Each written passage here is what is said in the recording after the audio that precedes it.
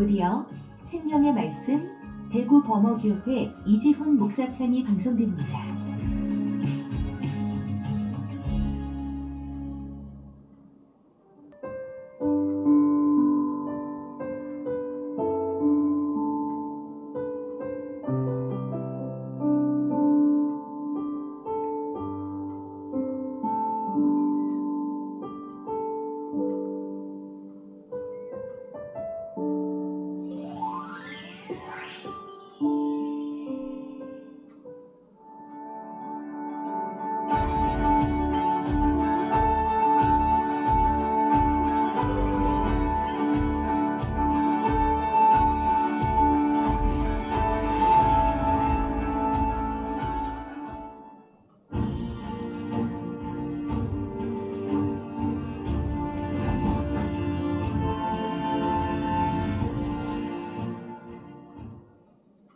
오늘 성경을 통해 예수님은 우리에게 이렇게 말씀하십니다. 긍휼히 여기는 자가 진정으로 복이 있는 인생이다.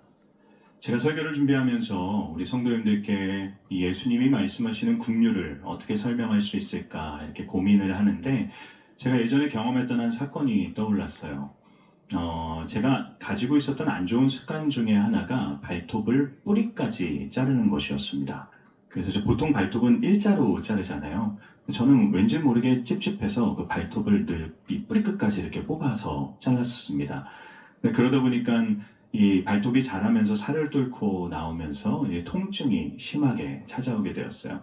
한두 번 그러면 안 할 법도 한데 이상하게 그게 또 중독이 되더라고요. 계속 그렇게 뽑았습니다.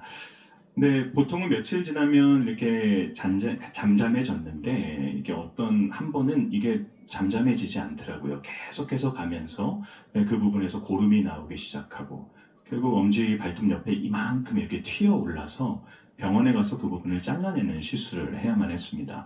근데 그 당시에 제가 어떤 걸 경험했냐면 분명히 제 오른쪽 발톱의 옆에 있는 작은 부분이 아픈 거였는데 제 온몸 전체가 아팠다는 거예요.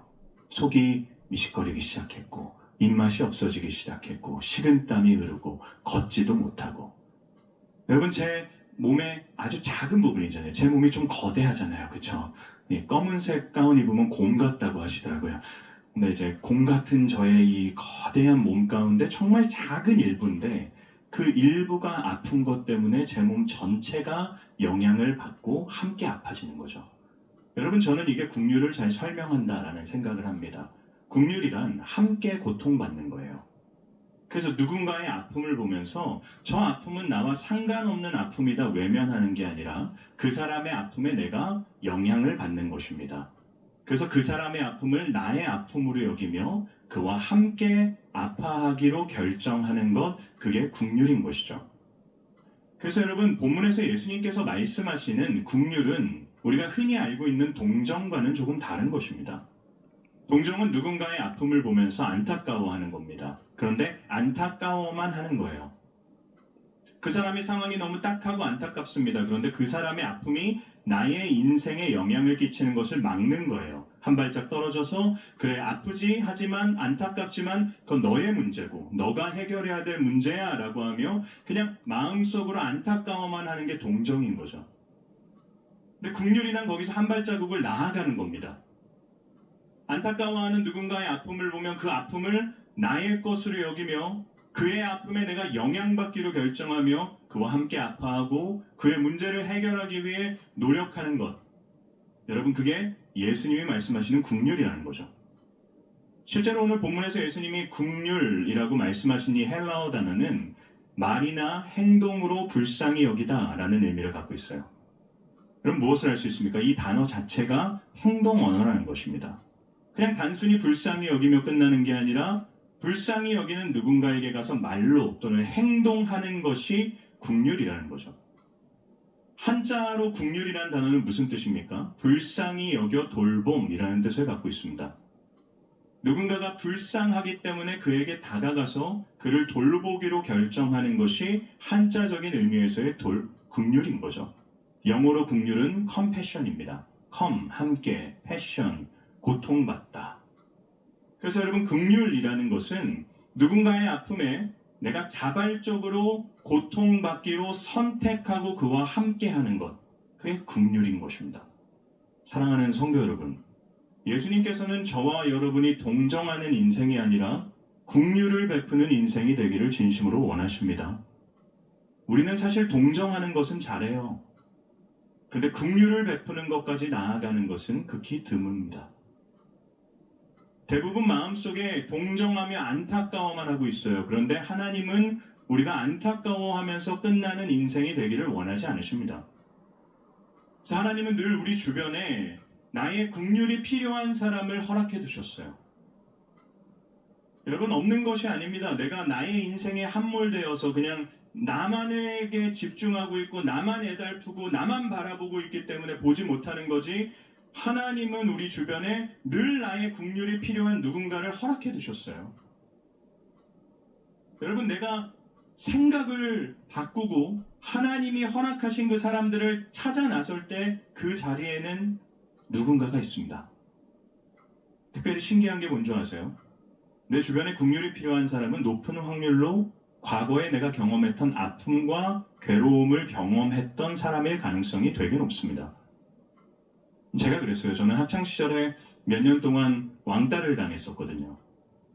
그래서 아주 참 심하게 왕따를 당했었습니다. 너무 괴로운 경험이었고 지옥과도 같은 시간이었고, 저는 그때 예수님이 살아있지 않다라는 스스로의 결론을 내렸던 시기입니다. 벗어나기 위해서 몸부림치는데 너무 괴로웠어요. 지워버리고 싶은 시간이었는데, 제가 목회를 시작하면서 청소년 사역을 하고 또 여러 아이들을 만나게 되었을 때 그 아이들 가운데 왕따당한 아이들이 그렇게 많았어요. 여러분, 저는 그 아이들을 긍휼할 수 있었어요. 그 아이들의 마음이 이해가 됐습니다. 그 절박한 그 아이들의 심정, 그 아무런 소망도 없고 도울 사람이 아무도 없는 것 같은 그 아이들의 심정을 저는 너무 잘 이해할 수 있었어요. 제가 경험해봤던 거기 때문에. 제가 뭘 깨달았냐면, 하나님이 제 인생에 어쩌면 너무나도 피하고 싶었던 아픔인 그 몇 년간의 괴로움의 시간을 허락하셨던 이유가 나와 동일한 아픔을 갖고 있는 이 사람들에게 긍휼을 베풀라고 허락하신 거구나. 여러분, 하나님이 여러분의 인생에 보게 하신 아픔이 무엇입니까? 듣게 하신 아픔이 무엇입니까? 느끼게 하시고 또 경험하게 하신 아픔이 무엇입니까? 하나님은 그 아픔을 통해 여러분을 긍휼의 도구로 사용하기를 원하십니다. 여러분, 그게 우리가 이 땅에 존재하는 중요한 이유 중에 하나예요. 하나님은 우리에게 눈을 주셔서 긍휼이 필요한 자를 바라볼 수 있게 해주셨고요. 우리에게 귀를 주셔서 긍휼이 필요한 자의 신음소리를 듣게 하셨고요. 우리에게 느낄 수 있는 마음을 주셔서 긍휼히 여기는 마음을 주시고, 손과 발을 주셔서 긍휼이 필요한 자에게 나아가서 실천할 수 있는 삶을 주셨습니다. 우리에게 말씀하시는 거예요. 긍휼히 여기는 자로 살아가라. 물론 긍휼히 여긴다는 건 쉽지 않은 일입니다. 왜냐하면 여러분, 희생이 없는 긍휼은 존재하지 않기 때문이에요. 내가 누군가에게 긍휼을 베푼다는 것은 희생을 각오하고 있는 것입니다. 실제로 여러분, 히브리어로 긍휼이라는 이 단어와 자궁이라는 단어는 같은 어원을 공유하고 있습니다. 여러분, 왜 자궁일까요? 어머니는 그 자궁 안에 품은 아이와 함께 고통받기 때문이에요. 그 아이를 품에 안은 것으로 인해서, 자신의 자궁 안에 아이가 있는 것으로 인해 어머니는 그와 함께 괴로워합니다. 좋아하는 것들을 포기하고요. 또 싫어하는 것들을 해야 되고요. 그와 함께 고통받기로 결심하며 희생합니다. 그 결과 그 자궁은 아이에게 가장 안전한 장소가 되어지는 것이죠. 여러분, 우리는 어떠한 희생을 하고 있습니까? 영상 광고에서 보신 것처럼 지난 주일 명절 기간에 우리 의료선교위원회를 중심으로 해서 많은 성도님들이 필리핀 랑카안 지역으로 선교를 가셨어요. 저는 그 지역에 2번이나 다녀왔습니다. 이 지역에 살고 계신 분들은 정부에 의해서 강제로 이주당한 이주민들이세요. 환자촌과 같습니다. 작은 치료 하나 받지 못하고 진료받지 못해서 고통스러워하고 죽어가는 사람들이 있는 곳입니다. 우리 성도님들 그곳에 가셔서 이틀 동안 500명이 넘는 분들을 진료하셨고요. 또 정말 그 교회에 필요한 여러 가지 것들을 채워주셨고 신방하고 또 내부적으로 섬겨주셨습니다. 여러분 이것들은 참으로 쉽지 않은 일이죠. 명절에는 모두가 쉬고 싶습니다. 그런데 명절에 자기가 쉴 수 있는 시간에 자신의 시간을 들이고 자신의 노력을 들이고 자신의 물질을 들여서 누군가를 살리는 일에 헌신한 거죠. 이게 국률인 것이죠. 여러분 이분들에게만 국률이 필요합니까? 우리도 누군가를 향한 국률을 베풀 수 있어야 됩니다. 물론 세상 사람들은 그런 우리를 향해 이렇게 얘기할 거예요. 미련한 인생이라고. 진짜 지혜로운 것은 자신의 인생만을 신경 쓰며 다른 사람이 어떻게 되든 상관하지 않고 나의 이익과 나의 유익과 편안함만을 추구하는 인생이 지혜로운 인생이다 라고 이야기할 것입니다. 오지랖이 넓다라고 얘기할 수도 있어요. 그러나 예수님이 우리에게 원하시는 것은 변함없는 국률인 줄 믿습니다. 여러분 우리가 물어야 되죠. 왜 우리는 국률을 베풀며 살아야 됩니까? 사실 이 국률의 동기를 제대로 하는 것이 국률을 베푸는 것 못지않게 중요한 일이에요. 왜냐하면 여러분 하나님 앞에서 모든 국률이 다 선한 것은 아니기 때문이에요. 하나님은 우리가 국률을 베풀기를 원하시지만 동시에 바른 동기로 선한 동기로 국률을 베풀기를 원하십니다. 여러분 하나님이 원하지 않으시는 국률의 동기가 뭔지 아세요? 대표적인 것이 자신을 위해서 베푸는 국률입니다. 이건 나의 국률을 통해서 그 사람을 수단화시키는 것과 같은 거예요. 나를 위해서 그 사람을 사용하는 거죠. 성경에 이런 의도를 가지고 국률을 베풀었던 대표적인 사람이 바리새인들입니다. 여러분 이 바리새인들은 엄청난 국률을 베풀었던 사람들이에요. 자신의 수입의 10분의 1을 헌금으로 드렸고 나머지 10분의 1을 꼭 연약한 자들을 위해 사용했습니다. 그들이 연약한 자들을 위해 그 주에 그 달에 사용할 수 없을 때는 기도의 11조를 드려서 그들을 위해서 간절하게 기도했던 정말 어떤 일이 있어도 그 국률이 필요한 자들의 가까이 삶에 있었던 자들이 바리새인들이에요. 근데 예수님은 그들의 국률을 전혀 인정하지 않으십니다. 왜냐하면 그들의 국률의 동기가 잘못되었기 때문이에요. 그들은 어떤 동기로 국률을 베풀었습니까? 세 가지의 이유가 있습니다. 첫 번째는 그들은 하나님의 축복을 얻기 위한 수단으로 국률을 베풀었어요. 내가 이렇게 누군가에게 국률을 베풀면 하나님이 그에 대한 결과로 내 인생에 축복을 허락하실 거야 라는 마음으로 국률을 베풀었다는 거죠. 물론 여러분 하나님은 우리가 누군가를 국률이 여길 때 우리에게 복을 허락해 주십니다. 그런데 우리가 복을 받기 위해서 국률을 베풀어서는 안 된다는 거죠. 이건 나의 국률을 하나님과의 거래 수단으로 사용하는 것과 같은 것입니다. 두 번째 그들의 잘못된 동기는 뭐냐면 사람들의 인정과 칭찬을 받기 위해 국률을 베풀었다는 거죠. 그래서 그들은 국률을 베풀 때 사람들이 많은 곳에서 의도적으로 국률을 베풀었습니다. 그들은 사람들이 자신을 칭찬해주고 수고했다고 하고 의롭다고 하고 지혜롭다고 하고 좋다고 이야기하는 그 말과 시선을 즐겼던 거죠. 또한 세 번째 그들은 그 국률을 베푸는 자신의 모습에 만족하기 위해서 국률을 베풀었습니다. 여러분 연약한 자를 섬길 때는 근본적인 만족이 있어요. 그 만족이 무엇입니까? 나는 괜찮은 인간이다. 여러분 자기 만족으로 국률을 베푸는 사람의 특징이 뭔지 아세요? 나처럼 국률을 베푸지 않는 사람을 우습게 여기며 비난하고 정죄하는 자리에 간다는 거죠. 스스로를 의롭게 여기는 것입니다. 이게 바리새인들의 국률이었어요. 그래서 예수님은 그들의 국률을 옳다고 여기지 않으십니다. 여러분 우리는 무엇으로 국률을 베풀고 있습니까? 우리가 누군가의 인생에 개입해서 그와 함께 아파하고 그와 함께 눈물 흘리고 그를 끌어안고 그에게 국률을 베푸는 이유가 축복을 받기 위해서 사람들에게 인정을 받기 위해서 또 국률을 행하는 나의 모습에 만족을 누리기 위해서라면 우리는 어쩌면 사람들에게 인정받을 수 있지만 하나님께 인정받을 만한 국률은 베풀지 못하는 것입니다. 그리스도인이 국률을 베풀어야 되는 이유는 어디에 있습니까? 그 동기는 무엇입니까? 그리스도인의 국률함은 우리가 받은 국률에 기초하고 있습니다. 여러분, 저와 여러분이 받은 긍휼은 어떤 것입니까? 이사야서 49장 15절 말씀에서 이렇게 이야기합니다. 함께 읽어보겠습니다. 시작. 여인이 어찌 그 젖 먹는 자식을 잊겠으며 자기 태어서 아들을 궁휼히 여기지 않겠느냐.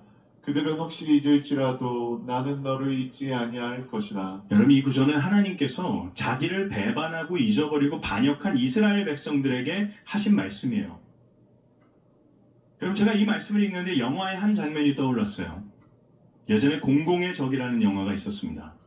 한 사이코패스가 나오는 영화인데, 이 사람은 자기 마음에 들지 않으면, 자기에게 손해를 끼치면 거리낌 없이 죄책감 없이 사람을 죽였어요. 그러다가 자신의 부모까지도 돈을 주지 않는다는 것 때문에 칼로 찔러서 죽입니다. 경찰은 이 사람이 범인이다라고는 심증은 있었어요. 그런데 물증이 없어서 그를 체포하지 못합니다. 그런데 그가 죽인 그의 어머니를 부검하면서 어머니 뱃속에서 결정적인 증거를 발견하게 돼요.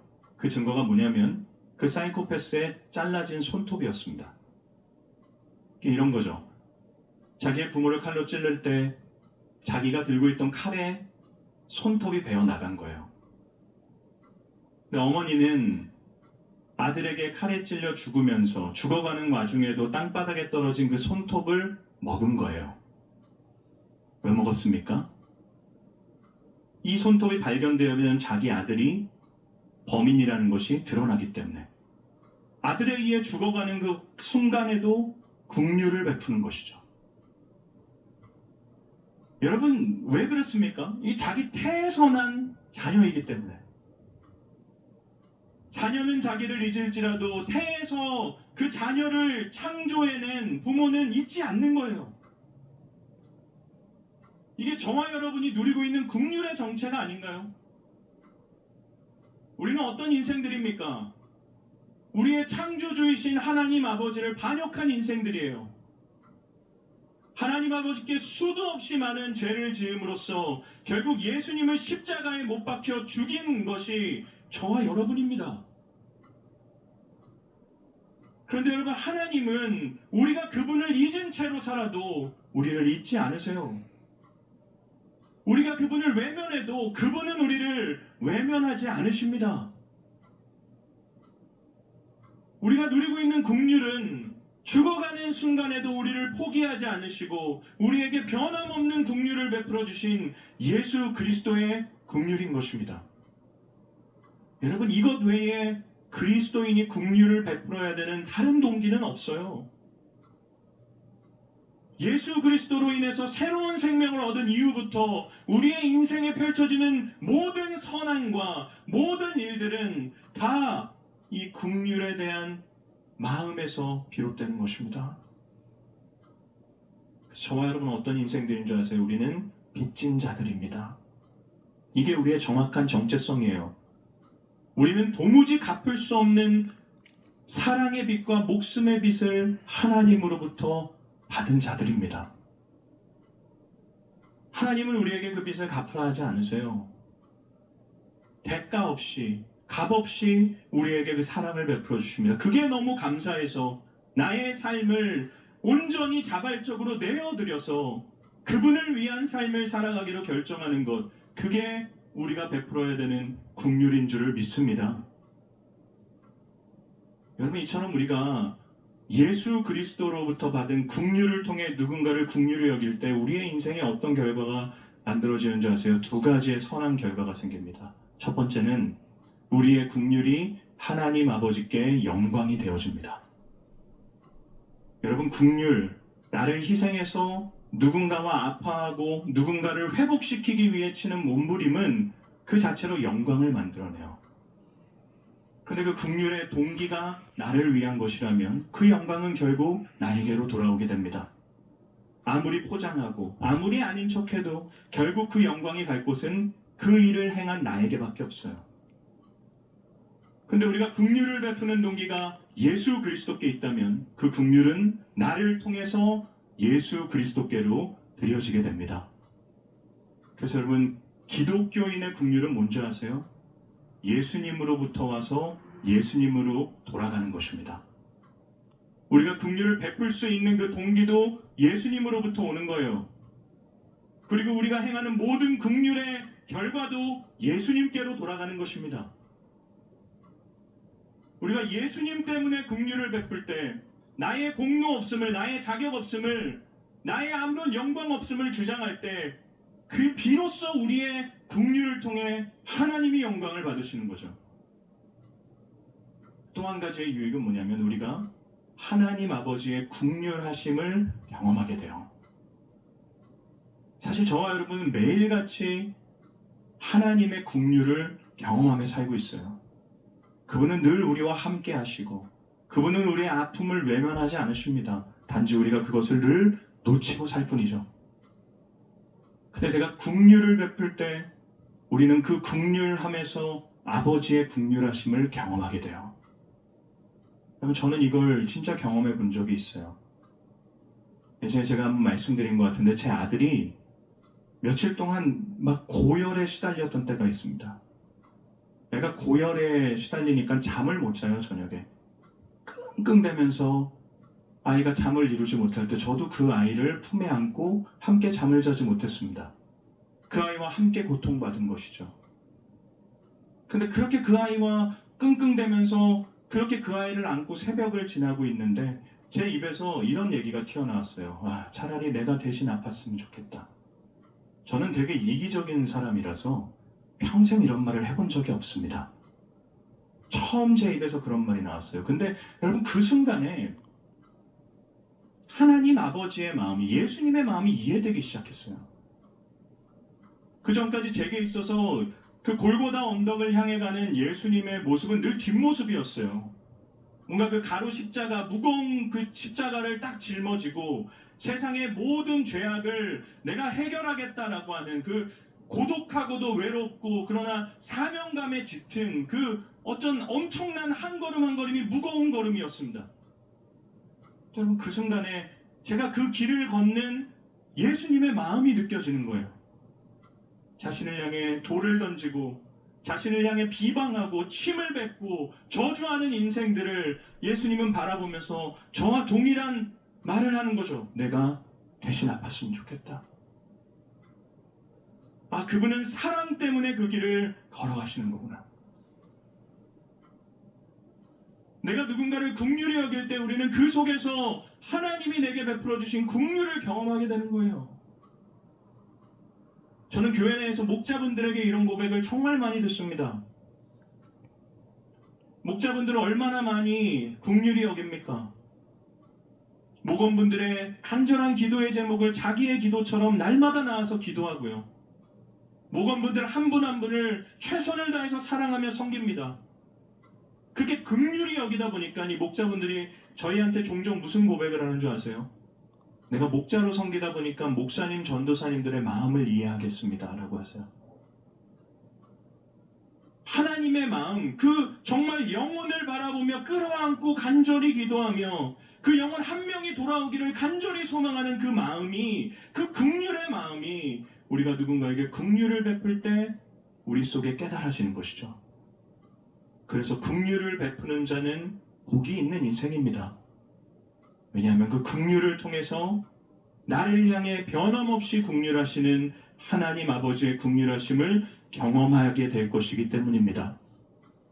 사랑하는 성도 여러분, 긍휼을 베푸는 인생이 되기를 주님의 이름으로 축원합니다. 물론 우리의 물질은 늘 부족해요. 우리의 시간은 늘 빡빡합니다. 그래서 우리가 늘 이런 얘기를 하죠. 이것만 해결되고 나면, 이것만 더 얻고 나면, 조금만 더 되고 나면. 그런데 여러분, 그런 상황은 오지 않아요.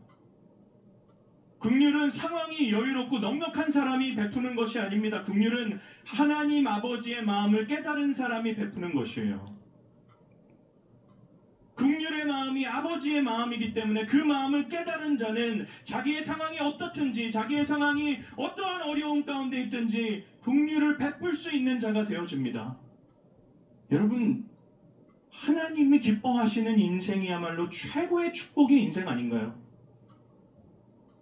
긍휼을 베풀면요, 나는 좀 기쁘지 않을 수 있어요. 긍휼을 베풀면 나는 조금 속상할 수 있습니다. 나는 조금 원통해질 수 있어요. 그런데 나의 긍휼을 통해 하나님 아버지는 기뻐하실 겁니다. 여러분, 그거면 된 것 아닙니까? 이번 한 주 여러분은 긍휼히 여기라는 하나님의 말씀을 듣고 세상 속으로 나아가십니다. 어쩌면 여러분의 한 주는 하나님이 여러분에게 긍휼을 베풀라는 기회로 주신 한 주일 것입니다. 살아가며 만나는 나의 가족들에게, 나의 친구에게, 직장 동료에게 내게 있는 긍휼을 마음껏 베풀어서 하나님의 아버지의 마음을 느끼고 하나님께 영광이 되어지는 저와 여러분의 삶이 될 수 있기를 주님의 이름으로 축원합니다.